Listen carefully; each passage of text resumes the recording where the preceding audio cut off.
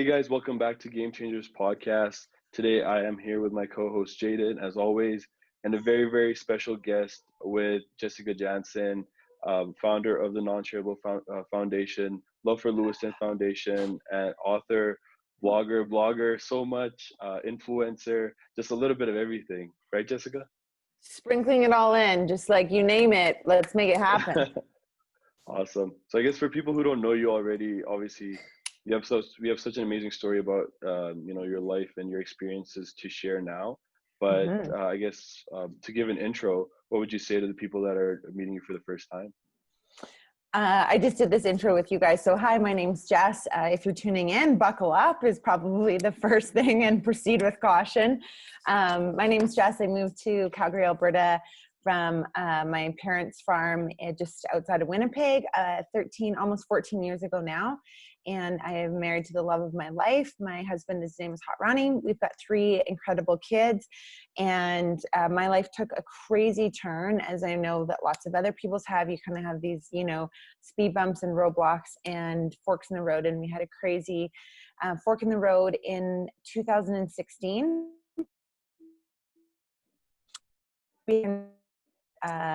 After our daughter was only 4 months old, we got pregnant with our second son.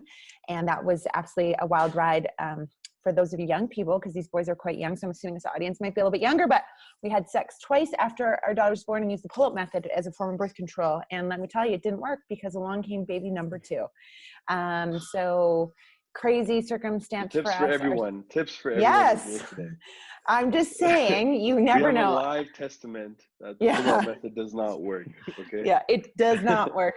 And I was told that I wasn't very fertile, and we thought we'd struggle to have kids. Exact opposite scenario for us. And what a blessing, because so many people struggle with infertility. Mm-hmm. And, we were, older, getting started, whatever you want to say. So my son is born. My daughter, I literally, when I walked into the hospital, I was like, hey, me again, was just here a year ago, and we're having another baby. You can hear my children screaming in the background because #COVID times, and we're all at home. And about 2 months, after 2 months, we were in Winnipeg, where we vacation, because that's what we crazy people do, is you vacation in Winnipeg. And my son went limp, and I didn't even know it. And so, long story short, I brought him into a chiropractor because he was colicky, which was like this upset stomach, constantly crying, needed to be held, needed to be bounced. And if anyone here has ever held a colicky baby, it's crazy. I go into Children's Emerge not thinking anything of it. Just being like, okay, they'll check him out, and I'm sure it's nothing. Stopped on the way to the hospital. I grabbed a hot Americano, a gluten-free sandwich. And I was actually bummed when they're like, oh, right this way. I got in and I was like, oh, I don't even get to eat my sandwich. If you've ever been in an Emerge in healthcare, unless you're dying, it's usually a long wait. So I was shocked that we got in so quickly. And literally after the next nurse came to do her assessment, she's like, could you wheel your baby this way? And as I'm wheeling my child, I look up and all I see are the words resuscitation room in big black letters. And I was like, what the? Use some colorful language there. And the next thing I know, there's this team working on my son, and they're calling out vitals, and they're paging, and they're getting cardiology and neurology and asking for a CT and an MRI and an EEG and an EKG. And I was like, what?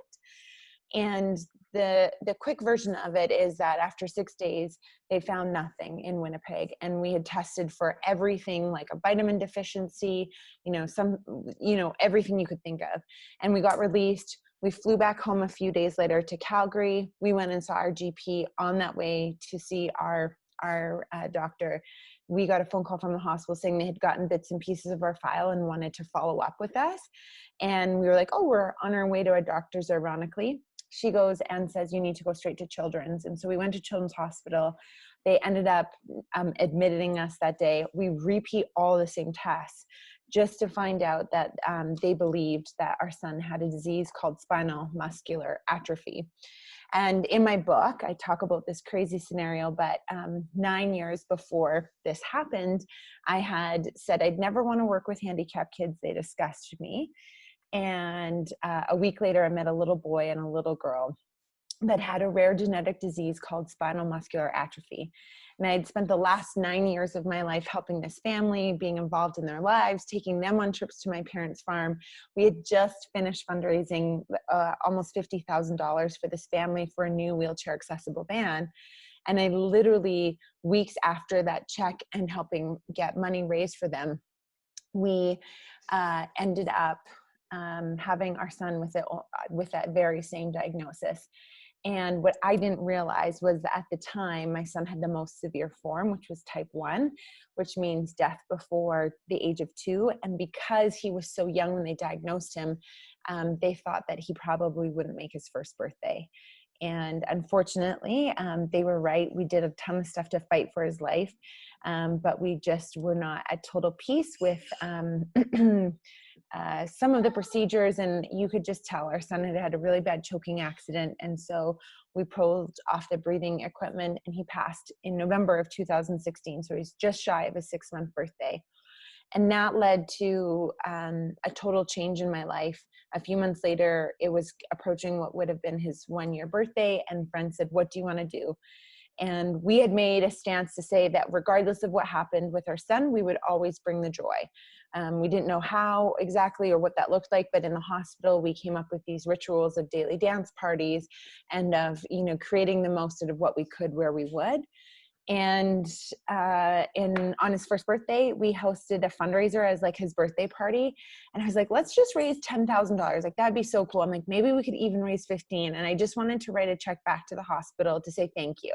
As a parent that's like had to experience ICU and emerge in the unit. And then at the end, we were in the hospice for the majority of his life and getting this, incredible treatment, incredible compassion.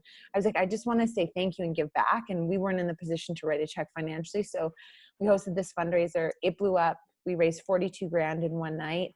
And then I was like, if we can do that, let's raise 100 grand by the end of the year. And that snowballed into, in 3 years, we've raised over $800,000.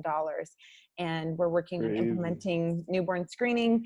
And I didn't go back to my old job that I had. I've started like influencer blogging. I wrote a book. I've just recently published it. And so, yeah, life has totally gone a different direction than I thought, but we've chosen to use pain as rock. The story. Wow. I mean, I just think that's so, that's extremely inspiring. And I even told you this before, the fact that you were able to take that incident and, a lot of the times, like these type of experiences just test you, right? They really just test your willpower, your mental strength, your ability to overcome it. And I think being able to take that experience and turn it into something so amazing. Like how many families have you been able to help after raising $800,000?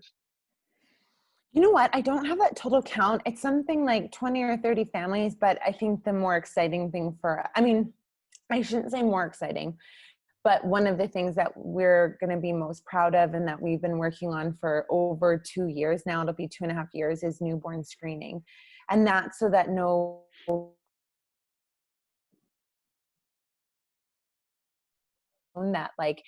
all babies who are born need to be screened for this. So there's each province screens for a series of things, cystic fibrosis, Down syndrome, so that they're able to help these children and, get treatment or access it rather than it going undetected for a long period of time. And we believe that if Alberta can lead the way, Ontario is leading right now, and we hope to follow suit as soon as we get sign off. But we believe that this will help every baby born and ensure that they don't go undiagnosed. Because I'm such an aggressive person, we were able to dig and get the answers. But maybe somebody that was a first-time mom or someone a little bit more timid or wasn't as bold, they could have missed the diagnosis, or a month or two could have gone by, and so much deterioration happens in these little babies. So we believe we'll be able to help thousands of families moving forward. We hope that there's not a lot of kids diagnosed with this, but we'll be able to detect it and get them treatment. And when Lewiston was born, there was no treatment. There was no drug approved. Everything was in clinical trials. Where now there's an approved treatment. There's soon to be what they say will almost be like a cure. It was just approved by the FDA. It's the world's most expensive drug. We're hoping Health Canada will approve it here before the end of the year. So the landscape has changed drastically. Yeah, that's awesome. How long have you been doing the foundation for? So we started the foundation May 25th, 2017. What was just like this, like, hey, let's just start this thing so that if we raise more money, we have kind of its own separate bank account, because we're self-employed and we didn't want to run it through a business. And we had no idea that it would blow up to be this, but we've been running for just over 3 years now, with a board of directors, and I'm now hired on, just in a part-time capacity, but as the executive director for the foundation. And I mean, our goal is that we are able to fund all the families' needs that are fighting this brutal disease and help them out. That's awesome. And I think the biggest question on my mind is, with so many people experiencing loss with COVID-19 and all these incidents, I mean, even I think losing your child, I think that could be one of the most difficult experiences anyone could ever have in their life. And how were you able to overcome that experience? Like, what helped you really get over it? Or, I mean, because you might not just be over it. Like, it can take an entire lifetime for you to really just be okay with that experience. So, I mean, how did you find that strength and the resilience to, I guess, face it and accept it and move on from it? So 2 things. I don't think one, I'll ever be over it. I think you just learn to process it and how to navigate grief. And 2, it'll be a lifetime, and it's now woven into my story and into the fabric of my being and who I am. I'm a person of faith, and so we relied heavily on our church, and I pressed into the Bible. My grandparents grew up, I'm going to church. I kind of denied my faith for a little bit, and then I found it again, and I share that story in my book. But when you're holding a kid, watching them struggle, and especially when it's your own child, watching them struggle to breathe, and you wonder, oh, is this going to be their last breath, or will this be it?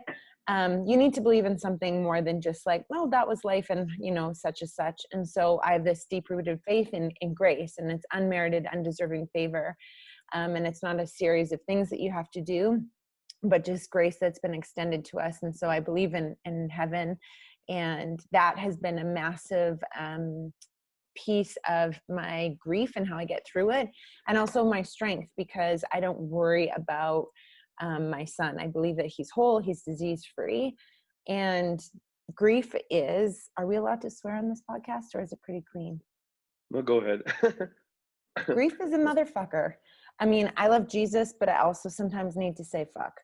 And my mom has really struggled with this. She's a woman of great faith, and I know it rubs people the wrong way, but when you have lost someone as close as your son, your child, there is no word in the English language strong enough, to describe what you feel.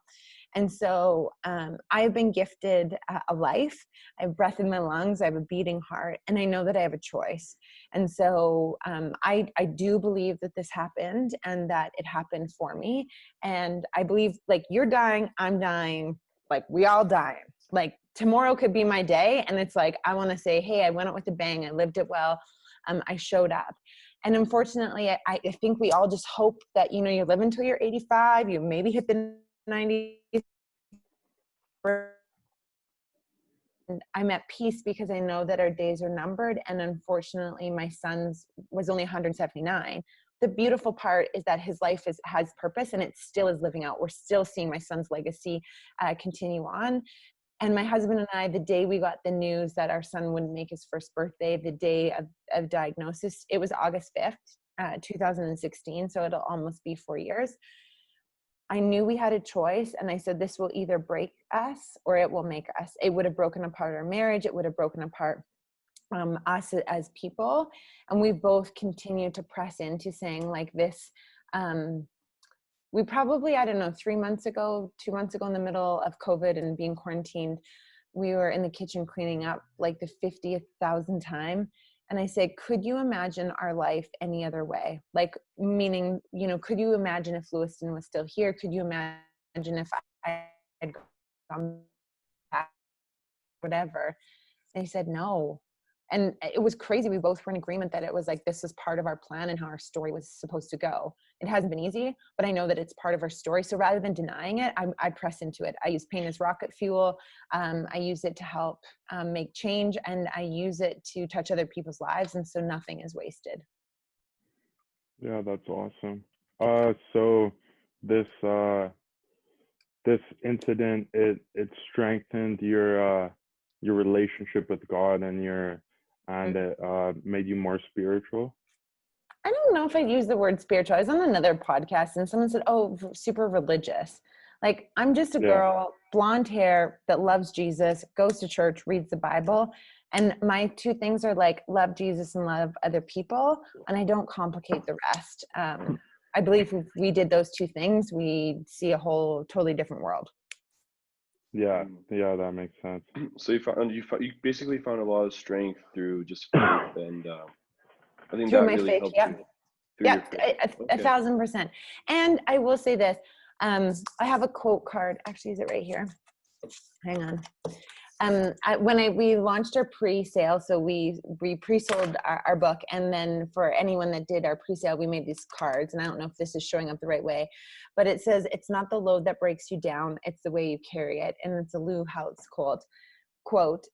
And I truly believe, because we pressed into community and we raised our hand and we said, hey, we need help. Hey, we don't want to do this alone. Like, you talk about how you got through it. We got through it. Yes, faith, massive. We got through it because we made a pact and a commitment, and we stuck to that. We made it through because we raised our hand and we told our community we needed help, and they stepped up. And I know that people, they're inherently good. Yeah, sure, there's a few bad apples that we really could probably do without, but people are good and they want to help and they want to journey alongside you and be part of the solution. And that was the game changer for us, that like, when it got really tough, we could say, hey, we're not doing okay, we need help. Or, hey, a friend would show up and say, I'm just going to sit with you this evening, and you don't have to say anything, but I'll just sit with you and be in the muck and in the hardness, and I'll carry the burden for you. And so I believe when we allow others to help carry the burden, it makes it a lot easier to get through. Yeah, I really like that. And I believe in that too. Also, that inside, really, like, pretty much everyone is good inside, and they just want to help each other. Yeah, I agree. Yeah, and so I mean, going from there, I want to know about, okay, so yes, you're battling this incident that's happened. Yep. Where did you find this inspiration to say, when did you kind of come about to say, this is what I really want to do? I want to help fight this disease, because it just became so personal for you, right? It was you had such a strong experience with it that you said, hey, this is what I want. This is what I want to work towards. So I actually believe it happened before my son. But then my son just like, I think like we all live our life and we're like, oh man, I wish God or the universe, whatever you believe. But like, for me, it's like, oh, I wish God would give me a memo of like, what I'm supposed to do next. When you're trying to figure it out, like, what's my job? What's my role? Literally, God was like, like, here's like, literally like faxed me a memo and was like, hello, knock, knock. Like, this is your life work. Because there's no way 9 years before my son was born that I would have met these two kids a week before I said handicapped kids disgust me. There's no way that I would have been so passionate to spend time and help this family and just be involved in their lives. And I just wanted to make the burden lighter for their mom and dad. And at the time it was like, okay, they're going away. Well, not a lot of people can just like pick up their lives and be like, hey, I'll look after your kids and pick them up from school and take them to the movies, and I'll live with them for a week while you're in Mexico trying to recoup and keep your marriage together, because it's nuts. And I remember after 1 week of looking after these kids, 1 week, so 7 days, their parents went to an all-inclusive in Mexico. I'm like young, I'm like your age at this time, so you should have like insane energy. I was begged, because these kids needed to be like, literally in the middle of the night, they were 6 and 8, and I looked after them, and however they old, I looked after them a few times, but they would call in the middle of the night, hey, can you roll me over? Hey, Jess, my sheet, I need my sheet up. Hey, my throat's dry, I need a sip of water. Hey, I need to roll over. Like, think about how many times you move in the night. and their bodies are paralyzed because their muscles are so weak and their nerves don't talk to their muscles, so they can't move. So they rely on someone to move their bodies, roll them over, pull up the sheets, go to the bathroom, pick their nose. Is Sean, the little boy, his hands were so weak. So every night before bed, I'd be like, let's dig for gold. And I'd get to pick. It takes muscles to do that. And so I just remember being so mad when I knew that they didn't have the funding they needed. And I was like, you know what? I like these caseworkers come in, they do a 1 or 2 hour assessment. I'm like, tell them to stay with you for freaking 24 hours. Tell them to do a whole week and then get them to deny you funding. And so this like disruption within my body, this thing that started to irk me, bother me, I knew I wanted to change. I just wanted to help and make a difference. And I believe like we have these deep-seated nudges, and that was a nudge for me. I'm like, this isn't okay. There has to be a better way. And then 9 years later, I'm trying to get out of the hospital to bring my son home so that I can like live in my home. But we chose to stay in the hospice. We thought he was getting better. We honestly did. But I chose to stay in the hospice because they wouldn't fund me at home to have a nurse. No. And Yeah. I couldn't sleep through the night because he needed constant care. And so like, again, it was like this thing that irked me. And so I literally believe that this is like my life work. And so I just took that thing that bothered me, that nudge in my heart that was like, this isn't okay. I can't accept it. We can do better. And I'm like, this is now my mission and my life work. I wish I could do things faster. I wish we could raise more money. I wish I could, be a fairy godmother and just have a magic wand and make it all better. And that's not how it goes. But we're fighting for these families. I'm trying to be a loud voice, and we're just trying to ease the burden, even if it's 5 or 10% better. It's better to show up and do that than to not show up at all. Yeah. And I think I'd like to congratulate you, because I think to some extent you really have made a difference, because you said, raising $800,000 for Love for Lewiston Foundation. I think that's not a joke, right? Like, you're a local business, not for profit out of Calgary, and raising $800,000 it's not easy, and even just starting the brand as well for your clothing line and raising money through that. So I just think that's amazing. I think we have amazing business community members, and I always encourage people, look at me, this is all the things, but this is my other thing: dream big, go anywhere, do anything. And we just said, like, we set out in the midst of COVID when we had to cancel our massive plans, this event with 400 people. We raised over $100,000 just by getting people to tune into my Instagram, and we did an Instagram-a-thon. And so we're just so passionate that you can do something, and that you just have to show up and continue to put in the hard work. And it wasn't always this big. My very first fundraiser, 13 people showed up. The room was practically empty, and I was so embarrassed and thought I was a failure. And you just have to keep putting in the work. And I think when something really matters to you, like when something really matters to you, sorry to cut you off, Jaden, but you just really find that grit and that resilience to just push through, because you say, hey, this is who I am. Like, I really have no other choice. Like, just because there's setbacks or I'm just starting out, like I really, this is who I am. This is what I have to do. There's no plan B. There's no other option. Like, I really have to follow through on this. And I think that when you find something so personable to you, that's when like that's really what your purpose is. That's what your mission is. You really found that light in your life that you want to work towards. Totally. Go ahead, Jaden. And with you saying like only 13 people came the first time and stuff, I can really relate to you, and I think everyone has had those moments where they try to do something and only 13 people show up, and you just have to power through it. Yeah, totally. And I love this analogy where it's like, when you start something from the beginning, a lot of people are just kind of afraid to fail, afraid to, I guess, make mistakes. And it's very cliche, but I just love the analogy of, well, a baby, right? And when a baby's born, the first step is it learns how to crawl, then it learns how to walk, then it learns how to run, right? So you can't start running without crawling, right? So it's a process, and we're all crawling with different things with different times. So, it's we're always learning, always crawling. So there's no shame in crawling, right? No, not at all. And like, that's, I think, the power of the story. And that's what makes the mountaintop moments, that's what makes the 800,000 so sweet, is like, it's seeing people continuing to show up. It's seeing it slowly grow. It's seeing that it didn't come overnight. And seeing the impact that it's had on the families. And it's like, okay, we've helped 20 families, 30 families, whatever it is. And next year, the number's going to be even bigger. And I mean, ideally, I don't want to be helping these families. I'd love to find a cure for the disease and be like, oh, our work is done here in these kids, but that's not the reality of it. And so we're here for the long haul with these families. Mm-hmm. Yeah. So, I mean, discussing all of that, I want to talk a little bit about other things that you're involved in, because that's just a part of it. You know, you're an Yeah. author, you do a lot of influencing online, Yeah. you do a lot of keynote speaking, you're a motivational speaker. So how did that those other areas come about? Because you used to be in software sales, right? Which is Um, extremely different. well, before that, I was the director of operations for Juco Juice, which is like the equivalent to Booster Juice. So, yeah, I was in the food industry for a really long time, and consumer packaged goods, and obviously fitness, like health and wellness. So, yeah, I mean, my life is totally in a total change. And if you would have said to me, I mean, this, and now here I am, and it's like totally taken a 180, but it's also like, oh, okay.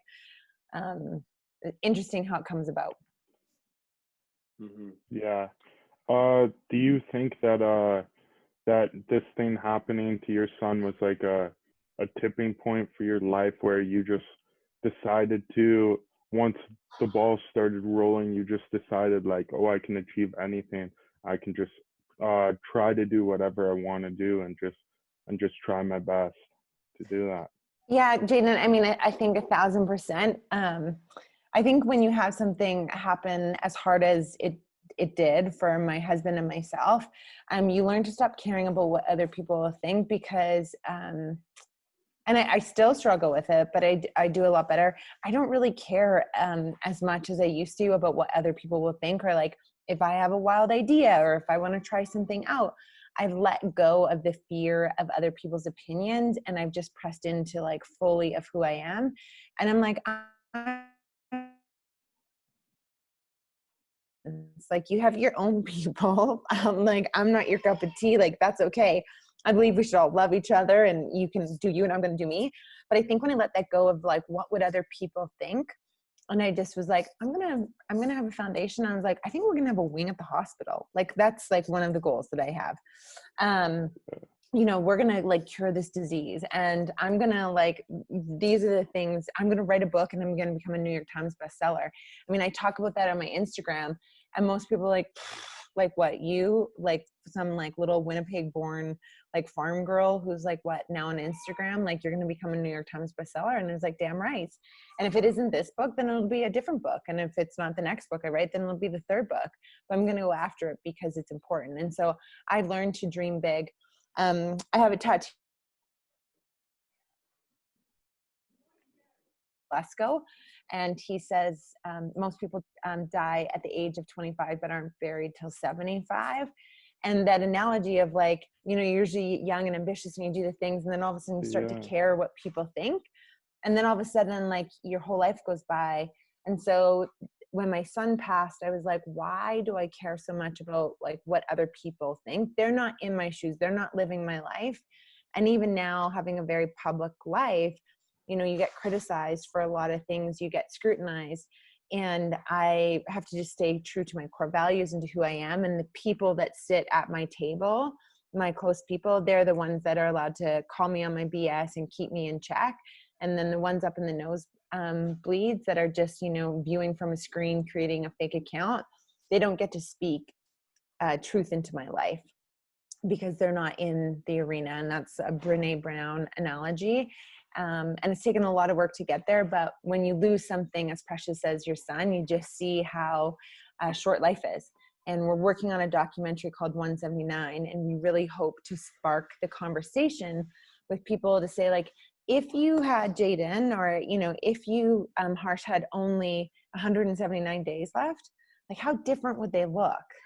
probably would stop watching Netflix a little bit more. You probably wouldn't play as much Minecraft. You probably, would like go sit with your grandparents, or you would learn about family, or you'd investing, or you'd take the risk in the dream that you've always had and you'd go do it.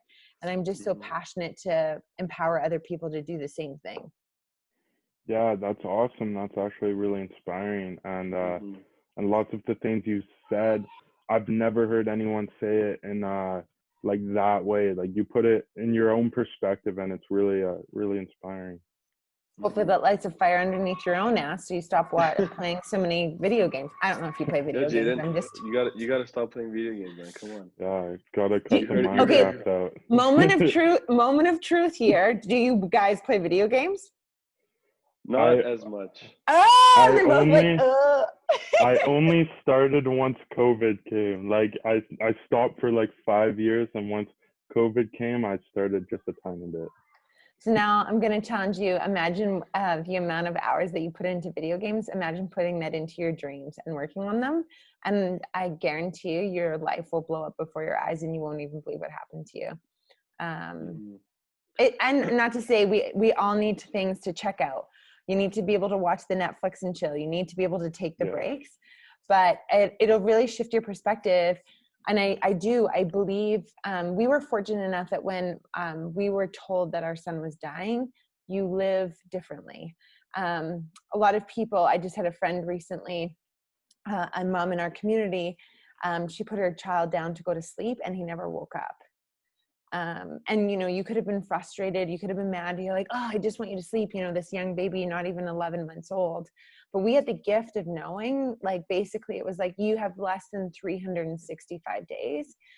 And there's a Tim McGraw song, like, live like you were dying. You live differently when you're delivered a diagnosis like that. When you were given that piece of paper, you show up differently.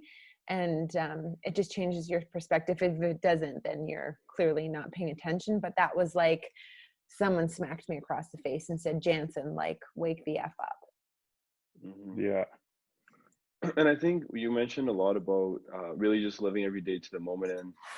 And the thing is, a lot of people our age and our generation, they're so, like, we have so much potential. I think the age that we're in, and the power we have through media and the influence we have and the amount of knowledge that gets shared around, it's amazing, and our potential is exponential. But I think where we get lost is because we're so used to getting everything so instantly. There's so much instant gratification with everything, whether it's social media or even when we're playing games, like how it's designed to, just with like Fortnite or something, we're chasing after that win or something, whatever it is. We're so used to getting that win so easily Fortnite.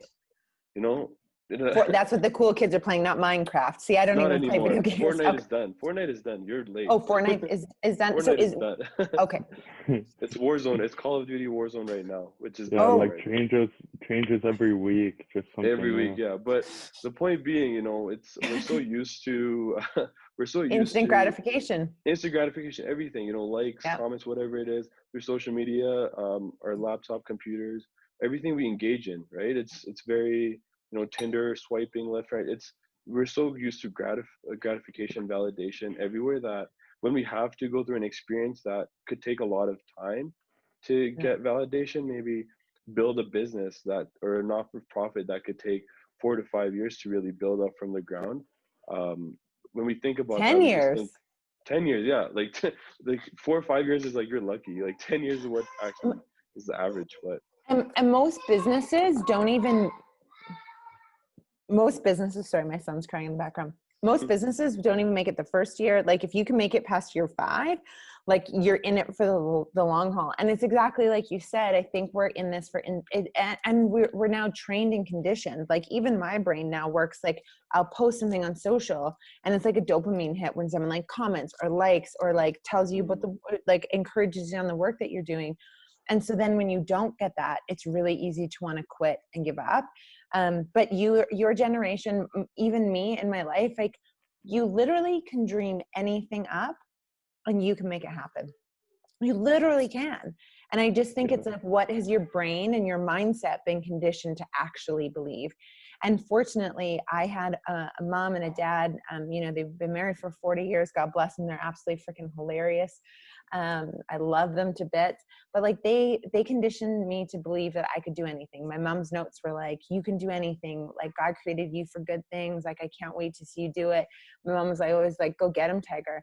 And I had that amazing upbringing. I don't think everyone is that fortunate, but like my mindset is wired.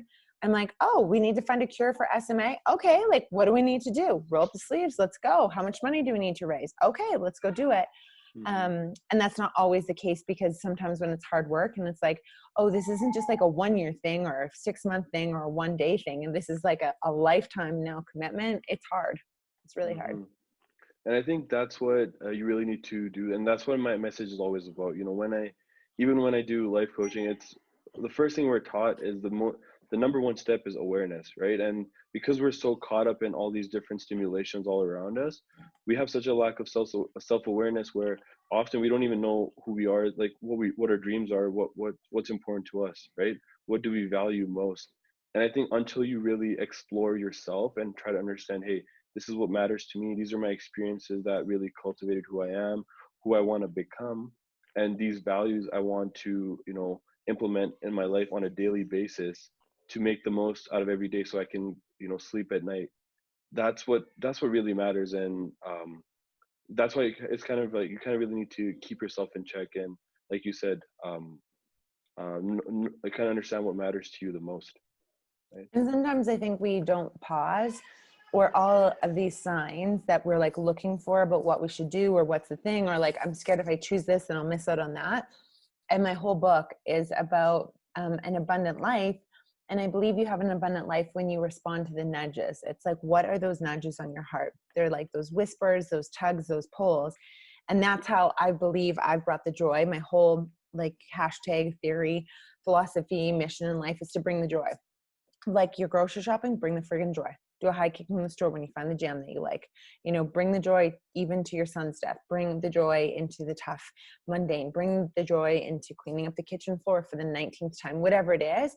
But I believe like that full, abundant, incredible dream life that we all have this vision of, I believe that happens when we respond to those nudges. And sometimes we don't do a good job of like listening, looking, and then making the choice to respond to those. And that's where the magic happens. The magic is like you get this nudge, you get this tug, you have this idea, but then it's like in the actual steps, and that's the hard work. That's the hard stuff. So tell us a little bit about your book, like, because I know you mentioned it a couple of times, and I'm curious to know, you know, what's your book about? I know it's called Bring the Joy. I want to know, you know, what's special in your book. Tell us a little bit about what's inside, what's there to learn, how can I grow?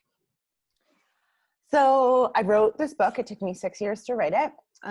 It's been over $90,000 to get to this point, and like a lot of late nights, early mornings, and sacrifice. I wanted to share my story because I know that there's power when you're like, somebody else has been there, somebody else has walked through that.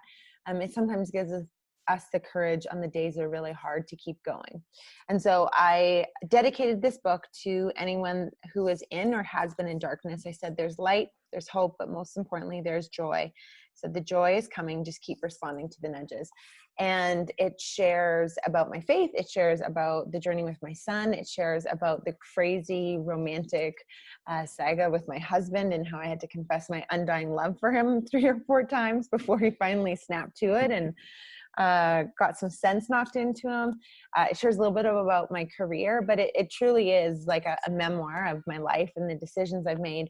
But my favorite thing that we did, and I have to give credit to, she's like a life coach, but more like a friend to me, Heather Boersma.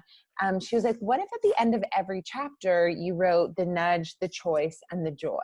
So this is an example, but at the end of every chapter, it's like, what's the nudge I got? What were the choices that I made? And then how did the joy come? Because I believe like that's the secret sauce.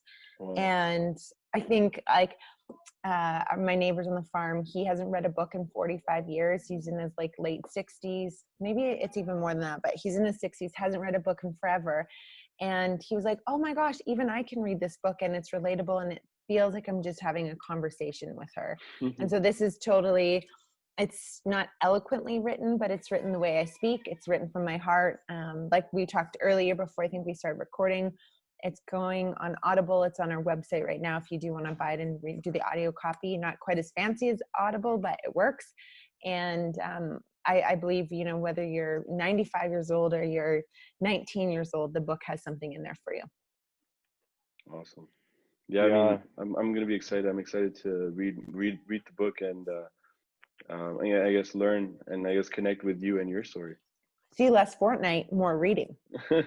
Exactly. Yeah, especially like for those viewers out there and some people that maybe don't read books, sometimes you just like give it a go, because if you can learn one thing from reading a book or watching a podcast or something, then that has an impact on your life, and it can really inspire you to do better things. Totally. Yeah. So Jessica, I want to touch on your influencing Sure. that you do online, and I know like every second person is an influencer, right? We all are So influencers in our own exactly, way. that's true. Yeah. That's true. So I guess how did you kind of connect with so many people and you know get I guess build up such a fan following, if you could even say, like you have a lot of people that you know look up to you and follow you and are inspired by you. How did that come about? So first off, hopefully you boys inspire me because I talk about some good stuff on there. I'm just really bugging these guys today here. Probably haven't had a guest quite as fiery as me. My audience grew when Lewiston was sick. I mean, I had like whatever 1,500 followers at the time. And it's like fine, whatever. And this was before you could share people's profiles. This was before Instagram stories were a thing. Like, it's crazy to see how the landscape, you know, this was before you could swipe up here for a product or whatever. But I started sharing our story. When Lewiston passed, I think we lost like 1,000 followers overnight. It was like he died and people were like, oh, the story's done. But I just continued to share because then stories did become a thing. And I just continued to share my experience with like grief and loss and the good things that we're doing. I started sharing about my dreams, which is simply stuff like, hey, I'm going to write this book. And like, hey, we're going to raise, you know, $1 million this year. Or, hey, we're going to raise, you know, 100,000 this year, whatever it was. And I think what people like and why they continue to follow and show up is because I'm real and I'm authentic and I'm pretty raw. So, you know, I did a campaign with a client that I talked about anal fissures. And you two boys probably have no idea what that is, but when you are pushing a baby out of your vagina, basically there is so much pressure that happens there that I put paper cuts in my butt. And so we did this whole campaign on laxatives because I had to take laxatives after I had my baby. And so like, I'm not afraid to talk about the real things that are happening. And I think that's made it relatable to clients. I only take contracts and share products that I love and use myself. You know, I've turned down more than I take. And I had a client come to me with this really interesting product. And I just was like, I can't rep it. The pay was really good. I've had 2 really good paying contracts, big Canadian brands. And I was like, I can't get behind it. For the one, I was like, I don't like your product at all. I would never use it, never shop there. So I'd never encourage people. And the other one, I was so weirded out by the product. It was like 50% meat, 50% plant-based. And I was like, either you want plant-based or you want meat. Like, I'm just like, what is this? And the product was like, just the name of it. And I couldn't, and I turned down a large paying contract because I was like, I wouldn't go to the grocery store and buy this product for my children, and I'm not going to eat it. So like, I don't do that. So I'm just really proud of being authentic. And when people meet me in person, they're like, oh, like you're like how you are on Instagram. Like you're like the same person. And that's super important to me, that what they see on the screen is who they meet in person. And I try my best to, you know, over deliver and follow through on clients and go above and beyond and treat those contracts. And I've been really fortunate to work with some massive brands like Swimco and Lululemon and WestJet and some really fun Kia Canada, some really fun contracts. And I take it seriously. It means a lot. And by being an influencer, it allows me the freedom and flexibility to run the foundation, to be able to be at home with my kids as I need to, you know, take them to their swimming lessons in the middle of the day, and to develop the life that I dream of for our family. Yeah, Beautiful. yeah, Thanks for sharing exactly. that. So, I mean, going off of that, as we come towards a close for a session Hmm. for the podcast, what's the plan for the future? What's the goal here that you have in mind that you're just striving for every single day? I mean, I part of me, like, I am living my dream life. Like, I get to work from home, but I get to work. I love it. This is a privilege. I love showing up. I love the creative aspect. It's hard some days. And we have this incredible nanny who we consider to be a part of our. She keeps the fridge stocked and the laundry done and the kids clean and happy and playing. And she has been like a godsend. And I have, like I said, the freedom and flexibility. I mean, my dream, I'm living it right now. I have the love of my life. I have, two incredible, healthy kids. And the long-term thing, the big crazy things, it's like, yeah, I want to cure SMA and I want to make sure no family suffers. I want to be a New York Times bestseller. I want our documentary to be on Netflix and for people to see it around the world and for them to get off of it. But if you want to dial it into one single thing, my goal, my dream, and what I kind of continue to work on is to help people believe that anything is possible and that they're capable and that they can go do it. And it is possible, because just because it doesn't happen overnight or you don't have the answers doesn't mean it can't happen. And so, yeah, just trying to show up every day to do that. Bring the joy, be joyful. Hmm. Helping them be Yeah. game changers, right? That's what it's about. Hashtag game changers, man. Hashtag game changers. But I guess thanks so much for coming on the podcast. It really was amazing, and just the fact that you were able Sorry. to get over it and get over the incident and just really make it your strength instead of just staying a victim mentality. I think that in itself is so inspiring for us to hear, for us to share. And not just that, not just what the work you've done with the Love for Lewiston Foundation, with the writing career that you have, bring the joy. You brought the joy to us today, and it was really a pleasure having you on. Grateful for your energy. You said earlier you're called an energizer bunny, and I can Mhm. definitely second that. One of the most energetic people I've ever met. So, I mean, it was amazing. It was amazing. It was really a pleasure. I think my long-term goal, actually, I've always wanted to go be like the pump up person for like sports teams. Like, I'd love to be in like the locker room for like an NFL game and being like, let's fucking go. Like that I was a cheerleader in high school, but I was like, I always, we know some really cool people here in the city. I'm like, can I just be in the locker room and do the pump up chant? Like, that is, I think, like, if I could have any job in the world, that would be it. But what I'm doing right now comes in a close second. Definitely. Yeah. I guess I want to ask, where can people find you if someone wants to contact or get in touch or buy your book or, hire you for a motivational speaking Heck event, yeah. anything? Yeah. Where can Um, people contact you? The easiest way is on social. So it's just the Jessica Janzen. So Janzen is Janzen. They can check out our foundation, the Love for Lewiston, and that's the same. It's loveforlewiston.ca. If you Google it, you'll find it, no problem. Our clothing line is the Lewiston label. And then there's an email on my Instagram profile if you want to hit me up. It's hello@jessicajansen.ca. All pretty simple. My platform of choice is Instagram because it's quick, easy. I don't have the prettiest feed, but I have a really fun feed, and it showcases life. So everything from laxatives to how my kids are growing up and everything else in between. And they can pick up copies of the book on Amazon. If you're in the States and you're listening to this, Barnes & Noble carries it, as well as Amazon.com. And then our website, the Lewiston label, carries it. And we're hoping to get it into some more local bookstores. There's a bunch of local stores, small businesses. I'm a big small business fan. The small business community in Calgary is epic, and they're so incredible. And so you can find it too locally in stores. Awesome. Well, I guess thank you again for sharing your story. Thank you again for sharing everything. And it really was a pleasure. All I can say is that you truly are a game changer.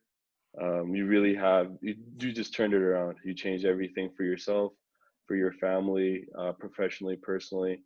And I think really it's very extremely inspiring for us and future generations.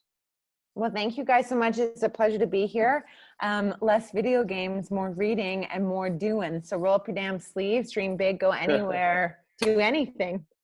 Exactly. Message to everyone, right? Yeah, cut the video games. Yeah. All right. Well, thanks so much, Jessica, and we'll talk to you soon. Thank you everyone for watching. Thanks again. You see me and Jaden with the new hoodies. It's that Patreon support that you guys keep coming up for us. So thank you so much for the support. Thank you so much for watching. We're extremely grateful and hoping to bring more game changers on the platform to continue to inspire you and for you to be your best self. And we'll see you guys on the next one. Yeah, Sounds see good. you. Thanks, guys.